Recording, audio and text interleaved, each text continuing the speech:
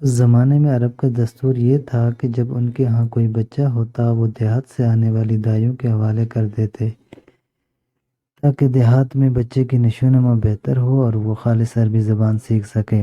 دائیوں کو قافلہ مکے میں داخل ہوا، انہوں نے ان گھروں کی تلاش شروع کی جن میں بچے پیدا ہوئے تھے۔ اس طرح بہت سی دائیاں جناب عبدالمطلب کے گھر بھی آئیں۔ نبی کریم صلی اللہ علیہ وآلہ وسلم کو دیکھا، لیکن جب انہیں معلوم ہوا یہ بچہ تو یتیم پیدا ہوا ہے تو اس خیال سے چھوڑ کر آگے بڑھ گئے، یتیم بچے کے گھرانے سے انہیں کیا ملے گا۔ اس طرح دائیاں آتی رہیں جاتی رہیں، کسی نے کو دودھ پلانا منظور نہ کیا اور کرتی بھی کیسے۔ جب حلیمہ رضی اللہ عنہ مقام پہنچی تو انہیں معلوم ہوا سب عورتوں کو کوئی نہ کوئی بچہ مل گیا ہے اور اب صرف وہ بغیر بچے کے رہ گئی ہے اور اب کوئی بچہ باقی نہیں بچا۔ ہاں، اس یتیم بچہ ضرور باقی ہے جسے دوسری عورتیں چھوڑ کر گئی ہیں۔ حلیمہ سعدیہ رضی اللہ عنہا نے اپنے شوہر عبداللہ بن حارث سے کہا، خدا کی قسم مجھے یہ بات بہت ناگوار گزر رہی ہے کہ بچے کے بغیر دوسری سب عورتوں کے بچے لے کر جائیں، یہ مجھے طعنے دیں گے۔ عبداللہ بن حارث بولے، کوئی حرج نہیں، ہو سکتا ہے اللہ اسی بچے کے ذریعے ہمیں برکت، خیر و برکت عطا فرما دے۔ حضرت حلیمہ سعدیہ رضی اللہ عنہ عبدالمطلب کے گھر گئی۔ جب جناب عبدالمطلب اور حضرت آمنہ نے انہیں خوش آمدید کہا، پھر آمنہ انہیں بچے کے پاس لے آئی۔ آپ اس وقت ایک اونی چادر لپٹے ہوئے تھے۔ چادر سفید رنگ کی تھی، آپ کے نیچے ایک سبز رنگ کا ریشمی کپڑا تھا۔ آپ سیدھے لیٹے ہوئے تھے، آپ کے سانس کی آواز کے ساتھ مشک سی خوشبو نکل پھیل رہی تھی۔ حلیمہ سعدیہ رضی اللہ عنہ آپ کے حسن و جمال کو دیکھ کر حیرت زدہ رہ گئی۔ آپ اس وقت سوئے ہوئے تھے، انہوں نے جگانا مناسب نہ سمجھا، لیکن جو ہی انہیں پیار سے اپنا ہاتھ آپ کے سینے پر رکھا، آپ مسکرا دیے، آنکھیں کھول کر ان کی طرف دیکھنے لگے۔ حضرت حلیمہ سعدیہ رضی اللہ عنہ فرماتی ہیں، میں نے دیکھا آپ کی آنکھوں سے ایک نور نکلا جو آسمان تک پہنچ گیا۔ میں نے آپ کو گود میں اٹھا کر آپ کی دونوں آنکھوں کے درمیان جگہ پر پیار کیا۔ پھر میں نے آپ کی والدہ اور عبدالمطلب سے اجازت چاہی، بچے کے لیے قافلے میں آئی۔ میں نے آپ کو دودھ پلانے کے لیے گود میں لٹایا تو آپ دائیں طرف سے دودھ پینے لگے۔ پہلے میں نے بائیں طرف سے دودھ پلانا چاہا، لیکن آپ نے اس طرف دودھ نہ پیا، دائیں طرف سے آپ فوراً دودھ پینے لگے۔ بعد میں بھی آپ کی یہی عادت رہی، آپ صرف دائیں طرف سے دودھ پیتے رہے، بائیں طرف سے میرا بچہ دودھ پیتا رہا۔ پھر قافلہ روانہ ہوا۔ حلیمہ سعدیہ رضی اللہ عنہ فرماتی، میں اپنے خچر پر سوار ہوئی، آپ کو ساتھ لے لیا۔ اب جو ہمارا خچر چلا تو اس قدر تیز چلا کہ اس نے پورے قافلے کی سواریوں کو پیچھے چھوڑ دیا۔ پہلے وہ مریل ہونے کی بنا پر سب سے پیچھے رہتا تھا۔ میری خواتین ساتھی حیرانگی سے مخاطب ہوئی، اے حلیمہ، یہ آج کیا ہو رہا ہے؟ تمہارا خچر اس قدر تیز کیسے چل رہا ہے؟ کیا یہ وہی خچر ہے جس پر تم آئی تھی اور جس کے لیے ایک ایک قدم اٹھانا مشکل تھا؟ جواب میں ان سے کہا، بے شک یہ وہی خچر ہے، اللہ کی قسم اس کا معاملہ عجیب ہے۔ پھر یہ لوگ بنو سعد کی بستی پہنچ گئے۔ ان دنوں یہ علاقہ خشک اور قحط زدہ تھا۔ حلیمہ سعدیہ رضی اللہ عنہ فرماتی ہیں، اس شام جب ہماری بکریاں چر کر واپس آئیں تو ان کی تھن دودھ سے بھرے تھے، جب ان کے اس سے پہلے ایسا نہیں تھا۔ ان میں سے دودھ بہت کم اور بہت مشکل سے نکلتا تھا۔ ہم نے اس دن اپنی بکریوں کا دودھ دوہا تو ہمارے سارے برتن بھر گئے اور ہم نے جان لیا کہ یہ ساری برکت اس بچے کی وجہ سے ہے۔ آس پاس کی عورتوں میں بھی یہ بات پھیل گئی، ان کی بکریوں بدستور بہت کم دودھ دے رہی تھی۔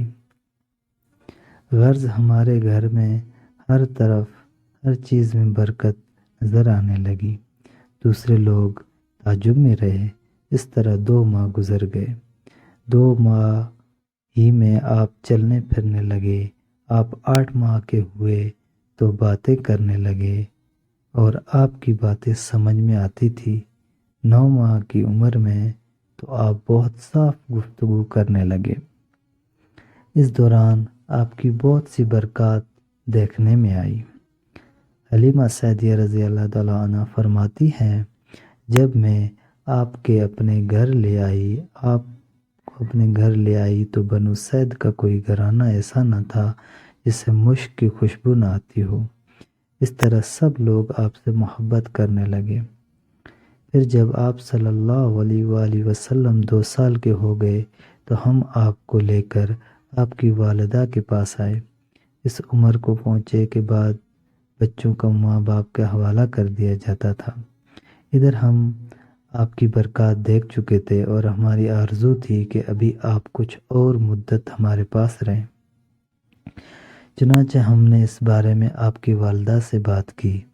جب ہم نے ان سے بار بار کہا تو حضرت آمنہ مان گئی اور ہم آپ کو پھر اپنے گھر لے آئے۔ جب آپ کچھ بڑے ہو گئے تو باہر نکل کر بچوں کو دیکھتے تھے، وہ آپ کو کھیلتے نظر آتے تھے، آپ ان کے نزدیک نہ جاتے۔ ایک روز آپ نے مجھ سے پوچھا، امی جان کیا بات ہے، دن میں میرے بھائی بہن نظر نہیں آتے؟ آپ اپنے دودھ شریک بھائی عبداللہ اور بہنوں انیسہ اور شیمہ کے بارے میں پوچھ رہے تھے۔ حلیمہ رضی اللہ عنہ فرماتی ہیں، میں نے آپ کو بتایا وہ صبح سویرے بکریاں چرانے جاتے ہیں، شام کے بعد گھر آتے ہیں۔ یہ جان کر آپ نے فرمایا تب مجھے بھی ان کے ساتھ بھیج دیا کریں۔ اس کے بعد آپ اپنے بھائی بہنوں کے ساتھ جانے لگے۔ آپ خوش خوش جاتے اور واپس آتے۔ ایسے میں ایک دن میرے بچے خوفزدہ انداز میں دوڑتے ہوئے آئے اور گھبرا کر بولے، امی جان جلدی چلیے ورنہ بھائی محمد صلی اللہ علیہ وآلہ وسلم ختم ہو جائیں گے۔ یہ سن کر ہمارے تو ہوش اڑ گئے۔ دوڑ کر وہاں پہنچے، ہم نے آپ کو دیکھا، آپ کھڑے ہوئے تھے، رنگ اڑا ہوا تھا، چہرے پر زردی چھائی ہوئی تھی، اور یہ اس لیے نہیں تھا کہ آپ کو سینہ چاک کیے جانے سے کوئی تکلیف ہوئی تھی، بلکہ ان فرشتوں کو دیکھ کر آپ کی حالت ہوئی تھی۔ حلیمہ سعدیہ رضی اللہ عنہ فرماتی ہیں، ہم نے آپ سے پوچھا کیا ہوا تھا؟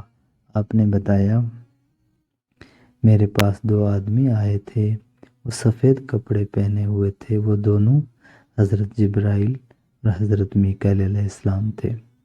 ان دونوں میں سے ایک نے کہا، کیا یہ وہی ہے؟ دوسرے نے جواب دیا، ہاں یہ وہی ہے۔ پھر وہ دونوں میرے قریب آئے، مجھے پکڑا اور لٹا دیا۔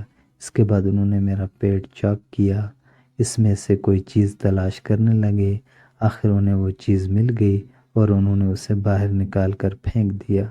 میں نہیں جانتا وہ کیا چیز تھی۔ اس چیز کے بارے میں دوسری روایت میں یہ وضاحت ملتی ہے کہ وہ سیاہ رنگ کا ایک دانہ سا تھا۔ یہ انسان کے جسم میں شیطان کا گھر ہوتا ہے اور شیطان انسان کے بدن میں یہی سے اثرات ڈالتا ہے۔ حلیمہ سعدیہ رضی اللہ عنہ فرماتی ہیں، پھر ہم آپ کو گھر لے آئے۔ اس وقت وہ میرے شوہر عبداللہ بن حارث نے مجھے کہا، حلیمہ مجھے ڈر ہے کہیں اس بچے کو کوئی نقصان نہ پہنچ جائے، اس لیے اس کے گھر والوں کے پاس پہنچا دو۔ میں نے کہا ٹھیک ہے۔ پھر ہم آپ کو لے کر مکہ کی طرف روانہ ہوئے۔ جب میں مکہ کے بالائی علاقے میں پہنچی تو آپ اچانک غائب ہو گئے، میں حواس باختہ ہو گئی۔ جزاک اللہ و خیر اللہ۔